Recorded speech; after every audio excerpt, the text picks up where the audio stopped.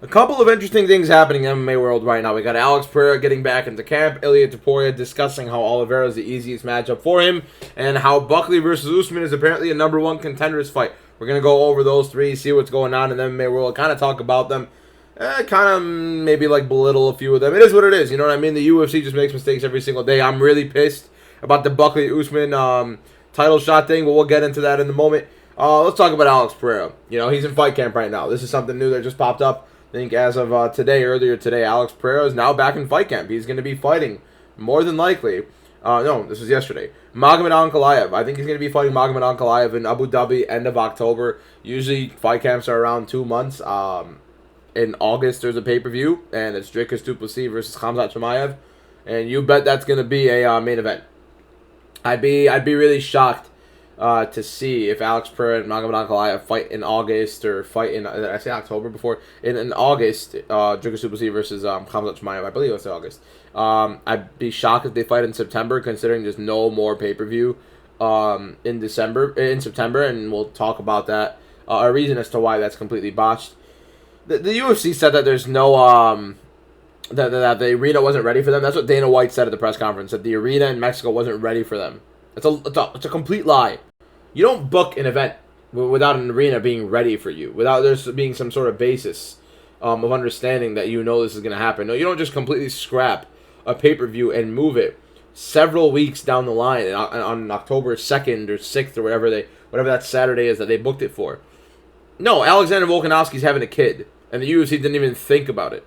And when they made that UFC Noche card, they had no Mexican main eventer, and the only one that they could think of to put on is Yair Rodriguez against Volkanovski, an undeserved title shot for Rodriguez, where Volkanovski's having a kid in September. He's not going to fight in September. Make it make sense. Anyways, back to Pereira, the main topic of the conversation. We got Pereira is back in fight camp. Now, obviously, in the first Magomed Ankalaev fight wasn't really the best of looks for him. He basically got walked the whole fight, got hurt pretty badly in round 2, almost put away. Ended up getting into the clinch and, surviving the rest of that round. He lost basically a majority, if not the whole fight. You could say 48, 47, 49, 46 for Ankalaev. A lot of people were debating that Pereira won. I think it was a very delusional and coping take, per se. Yeah, there's no way that Alex Pereira won that fight. And now he's coming in as a 38-year-old in a rematch against a guy who's, in my opinion, better on the inside when it comes to striking. I think he's more explosive. I think he has more ways to win the fight. I think Ankalaev can move winning backwards and moving forwards, whereas Pereira, in my opinion, can only win the fight moving forwards. Pereira not really throwing much in the first fight and defending every single takedown of Ankalaev is not going to be the exact same way this fight goes. Pereira's not going to be sitting there not throwing as much in this fight. He's going to be throwing a lot more proactively, and he's going to get taken down because of it. His takedown defense is not that good unless he's solely, and I mean solely, making sure that he's not getting taken down, and that's what he did in the first round, in the first fight, which he lost. He lost it. He didn't get taken down a single time, but he lost the fight, blatantly. Couldn't defend himself against the cage, couldn't get off of the cage. For the most part, he was begging the ref to get him off the cage, where, in my opinion, I don't care about stalling in the UFC if it's offensive. If it's offensive stalling, you got yourself in that position as a defender. It's your job to get out of there. I hate the whole separation thing, and you can call me an idiot, call me boring, whatever it is. I don't care. No matter what, and I mean no matter what, if you're a fighter and you've trained for 2 months, and I know I'm fat, I'm sitting here, I suck, I've never fought before, call it all you want, I couldn't care less. This is objectively, if you're a fighter, it's objectively correct. Argue with the wall. If you're a fighter and you've trained for 2+ months, and you're getting put against a cage, and you're getting taken down, and they're sitting in your full guard, it's quite literally up to you to scramble. It's quite literally up to you to risk your energy and try to explode out of the positions.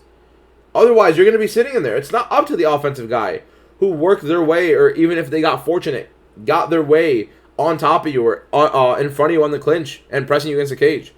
It's your job to get out of that position now. You have done nothing to prevent yourself from being in there. And if you have, it wasn't good enough. And now you need to be good enough to get out of there. I hate bailing fighters out. It's a 5-minute round.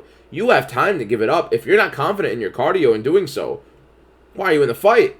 Why are you going into a fight not confident enough to where your cardio is going to be able to last if you need to explode out of a scenario? Otherwise, defend the position. Defend yourself from getting there. And Alex Pereira just couldn't do that. And he was looking at the ref, trying to motion the ref. He's holding on. Alex Pereira at times would stall holding on to Ankalaev because he didn't want to expend any energy. And then he would hope the ref would separate them. I think Pereira gets knocked out in the second fight. If he doesn't get knocked out on the feet, I think he gets TKO'd on the mat, where I think Ankalaev gets on top of him, which is actually where I really think is going to happen. Ankalaev is going to be able to take him down this fight because Pereira is going to try to open up a little bit more. I think Ankalaev is the better MMA striker overall. I think he's durable enough to keep himself within Pereira's range, like outside of Pereira's range or fully inside where Pereira kind of struggles. And yeah, these kickboxing style guys do very, very poorly on the inside. And I think Pereira sucks defensively on the inside. I think his boxing defense is horrible. I think Ankalaev does a pretty good job getting inside, as we saw in round 2. And I think it's going to be a lot different, where Ankalaev's takedowns are going to be a lot better in this fight because Pereira's going to be opening up. And if not, Pereira's just going to be singling on the takedowns, and he's just going to be it's going to be the same fight as the first one. Except he probably gets finished in the same scenario where he did in round 2, where Ankalaev understands the range a little bit better. Probably is going to be a little bit more confident trying to shoot. Although he did not score a single takedown of like 12 or 13, I think he's going to be a little bit more confident, understanding that Pereira is going to try to open up a little bit more. I don't know why Magomed Ankalaev doesn't come into this fight with all the confidence in the world, and Pereira has a completely diminished confidence on top of that. I think every single metric possible, this is all Ankalaev's fight. I think it's enough talk about this fight, right? I feel like it's a pretty deep consensus, unless there are some, people still commenting about Pereira somehow coming back. I want to get into the Buckley one last, because that's this week, and a couple days, not even 2 days. By the time this is up, literally under 24 hours. Not 24, 48 hours before the fight start.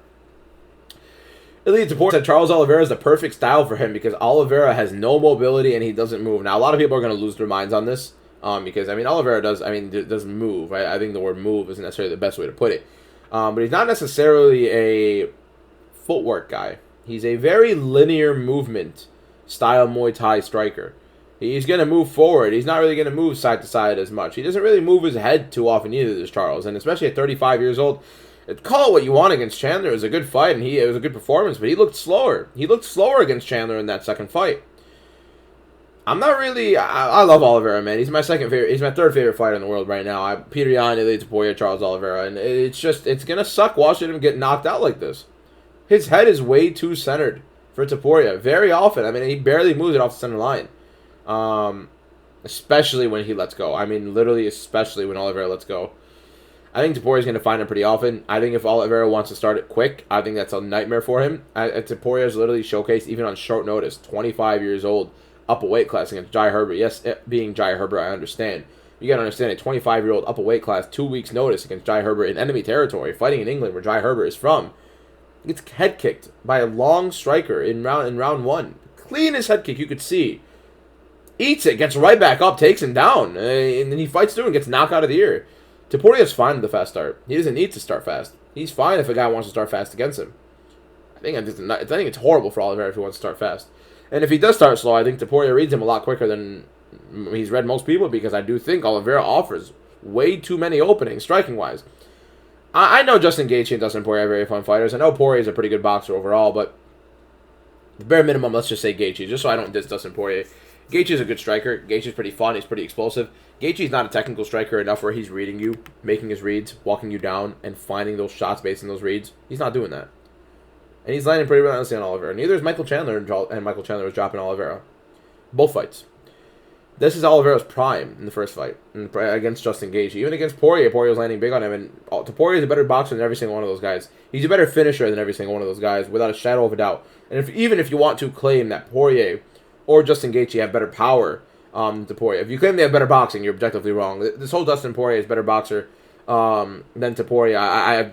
You don't watch enough, or it's just very basic nostalgic reminiscence. Topuria is a fantastic boxer, one of the best we've seen in the UFC. Topuria is a better boxer. Topuria, in my opinion, is the best boxer we've seen in the UFC without a shadow of a doubt, both defensively and offensively. I think Topuria is going to time him. I think if those guys can time Oliveira in their prime, I think a turning prime Topuria, which is crazy because he just turned 28 years old in his title defense against Max Holloway. A just recently prime turning Topuria is going to pretty much find the timing of a slowing and out of prime, in my opinion. Starting to get out of prime, Charles Oliveira. I don't disagree with what Topuria is saying. I don't think it's outlandish. I think it's seeking arrogance, although it's just confidence. It's a high-level confidence, and I think arrogance comes with objectively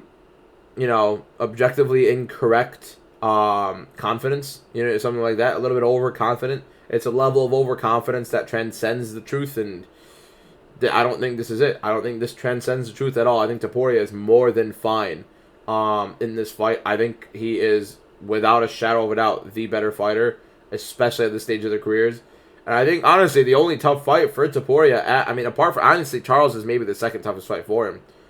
Apart from him, it's Arman Tsarukyan. And if it's not Arman Tsarukyan, Tsarukyan can definitely beat Topuria. I don't think there's... I don't think that's an easy fight at all for either guy. I think Tsarukyan can certainly beat Topuria. I think Tsarukyan's a little bit hittable, but he can definitely wrestle Topuria, and that would bring a very interesting fight. But my thing is, who else? Paddy Pimblett? Justin Gaethje? Who else? Who else at lightweight right now? Lightweight's dead. Lightweight is horrible right now. Lightweight is legitimately embarrassing with how bad it is. There's no substance in lightweight. What does lightweight offer right now for championship contenders? Paddy Pimblett's a win away from fighting for the title. I get it. He looked better against Michael Chandler. It's Michael Chandler. It's Michael Chandler. It's Michael Chandler. Say it to yourself. It's Michael... seriously. Michael Chandler's wins in the UFC are Tony Ferguson and a debut against Dan Hooker. Good knockout. Slept him. Apart from that, it's Tony Ferguson. Come on. I think Michael Chandler's best promo was cut after losing to Oliveira, if I'm not wrong. I don't know, man. I think it's ridiculous for Paddy Pimblett to be rated this highly. I'm somehow on a Paddy tangent as opposed to this fight. Topuria's going to knock out Oliveira round 1, round 2. He's saying he's going to put him to sleep in round 1. It's a perfect style for him to put him to sleep in round 1. I don't think Oliveira's going to start guns blazing. If he does, I think he's cooked. Oliveira thinks he has better power than Topuria. He hits harder than Topuria. I think it's wild. But he did kind of bring up like a good line of like people said that Gaethje hits harder and then Oliveira knocked him out and he's like, I knocked him out. Ask who hits harder. Now this is the one. This is the one that I'm okay. So Joaquin Buckley went on Demetrius Johnson's podcast and he said that Dana White told him and Kamaru Usman that they're a #1 contender bout. That their fight's a #1 contender bout. That the winner of Kamaru Usman versus Joaquin Buckley is the #1 contender for welterweight title. So the winner of Kamaru Usman, the guy on a 3-fight losing streak, losing to Leon Edwards twice, by the way, twice. One of which Leon Edwards lost a point in that fight. So if Kamaru Usman wins, he's 1-3 in his last 4. 1 win at welterweight in what, 4 years? Since Colby Covington arguably lost that fight too, but I'll give him it. Fine. 1 win in 4 years, he's getting a title shot. After getting an immediate title shot after losing to Leon Edwards, and then losing again. And then going up to fight Chimaev on short notice, losing. One of the most overrated performances, by the way, is Kamaru Usman against Khamzat Chimaev. He got dominated in round 1. Great, it's Chimaev, you know what I mean? You expect it. He fought on short notice, up a weight class, you know what I mean? Fine, Kamaru Usman got dominated by... whatever. 10-8, first round.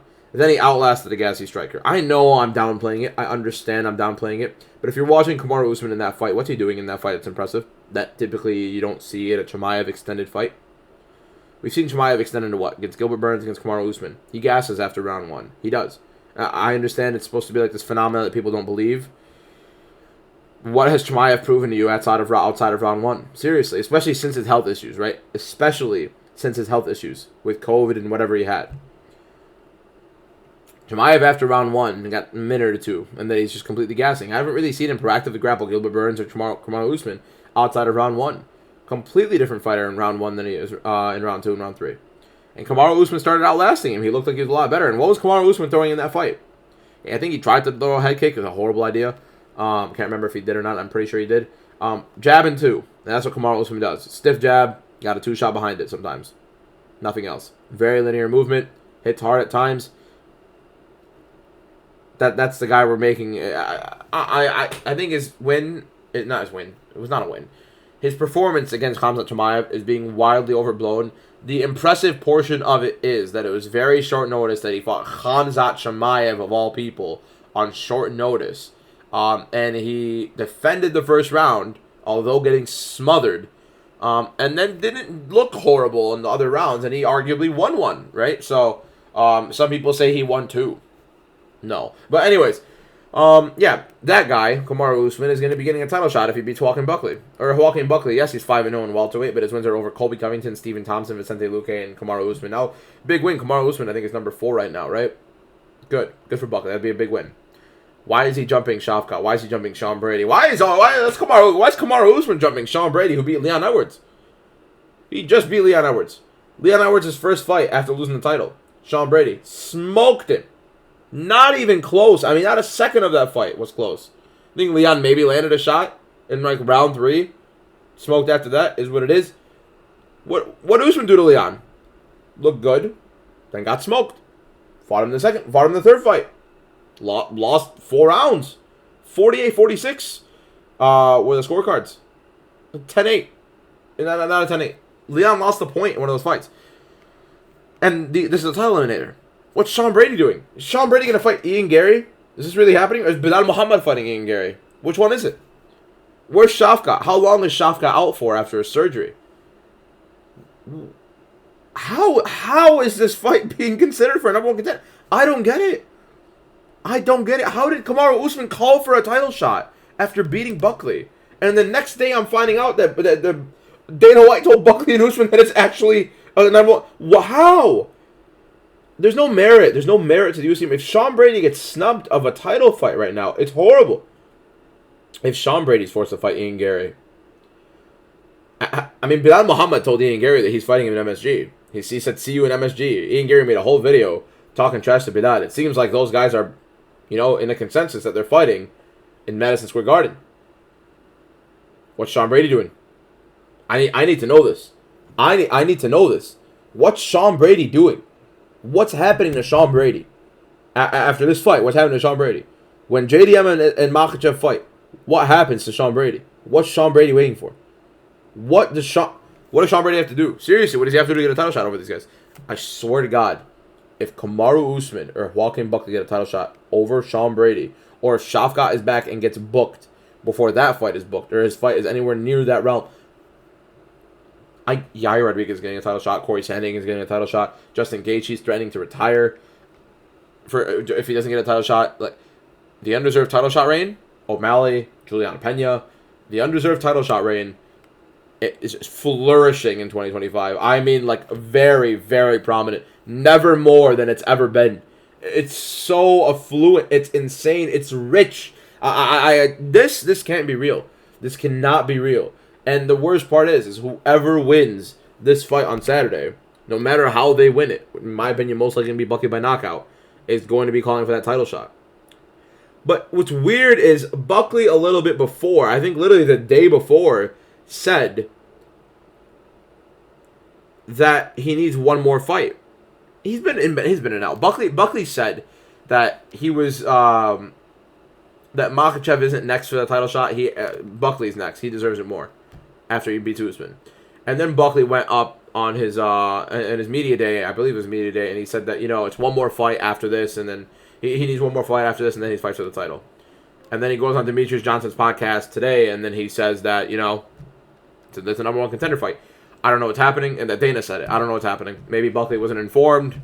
Maybe Buckley was like trying to trash talk Makhachev, and then he wasn't informed. I don't know. I'm losing it. I can't stand it. I can't wait to see what unfolds. I guess I think it killed me, like inside, if Kamaru Usman wins this fight, and then he's saying he deserves the title shot next, and that Kamaru Usman saying that him versus Makhachev is a super fight. You know what I mean? Anyways, yeah, appreciate all you guys for being here. A pretty different video this time. Didn't really have much substance and news. A little bit of news coming in there, and I was a little bit pissed about this, so I had to talk about it. I was thinking of doing like another Link to Fighters video. Try to see how far I can go with that one, and maybe like something else. I don't know. I'm trying to find some tier lists. Really, if you look at the tier list maker website, there really aren't any good tier lists, and I'm getting a little lazy to make a tier list, so we'll figure out what I'll do from there. Follow me on TikTok at MMA_DBM. Follow me on YouTube, or subscribe on YouTube rather, and like this video. I appreciate you guys for being here. Hopefully, you guys are enjoying the content. If not, let me know. If you are, let me know in the comments. For those who are watching, appreciate you guys. I'll see you guys tomorrow for tomorrow's video. Peace out.